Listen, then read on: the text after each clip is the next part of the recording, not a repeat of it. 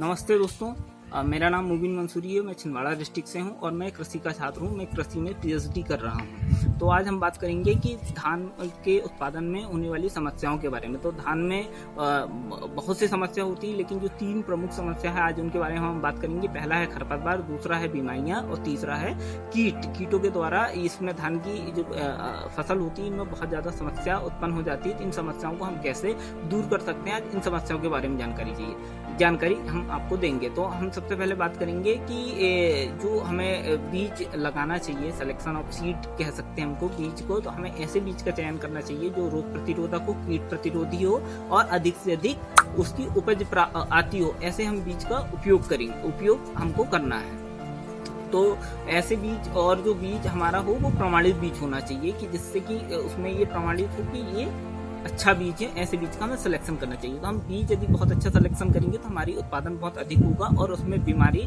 और कीट भी कम से कम आएंगे। उसके बाद जो हमारी और बीज सिलेक्शन करने के बाद हमको सबसे पहले बीज का उपचार करना चाहिए। तो उपचार करने से हमारी जो बीज जनित बीमारी है उनको हम नियंत्रित कर सकते हैं। तो बीज जनित बीमारी में सबसे पहले जो बीमारी होती है वो फंगस के द्वारा लगती है। तो ऐसी बीमारियों को हम बीज उपचार के द्वारा नियंत्रित कर सकते हैं। अब पहली बात हम बात करेंगे, जो पहली समस्या होती है खरपतवार की। तो खरपतवार एक बहुत बड़ी समस्या होती है धान उत्पादन में कि आपके खेत में यदि खरपतवार है तो आपके खेत में बीमारी ज्यादा होगी, आपके खेत में इंसेक्ट ज्यादा होंगे, कीट ज्यादा आएंगे। और एक क्या है कि आपने जो पोषक तत्व अपने फसल को दे रहे हैं या जो पानी आप फसल को दे रहे हैं वो खरपतवार भी उसको उपयोग करते हैं, जिससे कि जो लाभ आपकी फसल को मिलना चाहिए वो नहीं मिल पाता। तो इसलिए हमको सबसे पहले खरपतवार नियंत्रण करना चाहिए। तो खरपतवार नियंत्रण करने के लिए जो सबसे अच्छी विधि होती है कि हाथों के द्वारा खरपतवार आप निकाल सकते हैं, जिससे क्या केमिकल भी बचेगा और आपकी जो लागत है वो कम से कम हो जाएगी। लेकिन आप केमिकल का उपयोग करके भी खरपतवार का नियंत्रण कर सकते हैं। उसके बाद हम बात करेंगे रोग की। तो इसमें मुख्यतः रोग जो धान में हमारे को देखने को मिलता है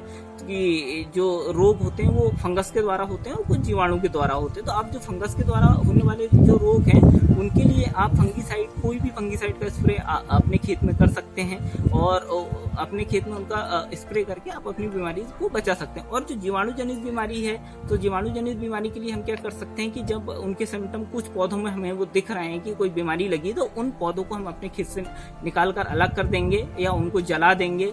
उसके बाद फिर जो है कि यदि बीमारी कुछ ज्यादा है तो हम कोई भी एक जीवाणु नाशी जो है केमिकल उसको स्प्रे करके हम अपने खेत में हम जो बीमारी से बचा सकते हैं।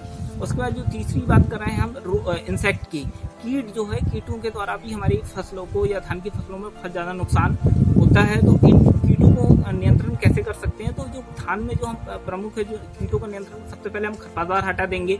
तो जो कीट आके हमारे खरपतवारों में बैठ के हमारी फसल को अटैक कर रहा है वो बच जाएगा। तो सबसे पहले हमको हमारे खेत को साफ करना है, खरपतवार हटा देंगे। उसके बाद कीटों को के लिए ट्रैप लगाएंगे, जो एक आते हैं ट्रैप, उनमें क्या काम करते हैं वो कीटों को अट्रैक्ट करते हैं और वो ट्रैप में आके बैठ जाते हैं। तो जिससे क्या वो चिपक जाते हैं और हमारे खरपतवार। उसके बाद यदि और भी हमारे कीट कम नहीं हो रहे हैं तो हम कीटों के लिए जो इंसेक्टिसाइड है उनका यूज करके हम अपने कीटों को नियंत्रित कर सकते हैं। इस प्रकार हमारी जो 3 प्रमुख समस्याओं को हम दूर कर या इनका समाधान करके हम ज्यादा से ज्यादा लाभ हम अपनी फसलों से ले सकते हैं और जिससे ज्यादा से ज्यादा हमें प्रॉफिट होगा। आशा करते हैं कि आज का वीडियो आपको आज की जो जानकारी आपको बहुत अच्छी लगी होगी और वीडियो देखने के लिए आपका धन्यवाद।